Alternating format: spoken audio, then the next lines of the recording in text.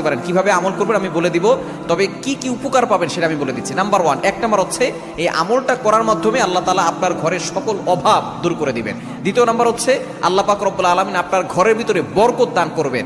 এবং 3 নাম্বার হচ্ছে দুশ্মন থেকে আল্লাহ তাআলা আপনাকে মুক্তির ব্যবস্থা করে দিবেন।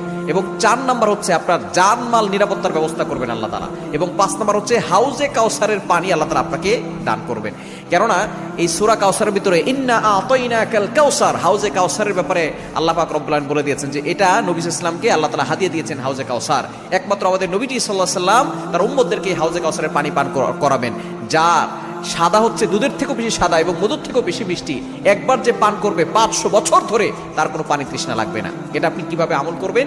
এই আমলটা হচ্ছে আপনি প্রথমে ওযু করে আপনি 3 বার দুরূদ শরীফ পড়বেন। এরপরে হচ্ছে আপনি সূরা কাউসার 11 বার পড়বেন। শেষে আবার 3 বার দুরূদ শরীফ পড়বেন, পরে আপনি পানিতে ফু দিয়ে ওই পানিটা খাবেন। দেখবেন আল্লাহ পাক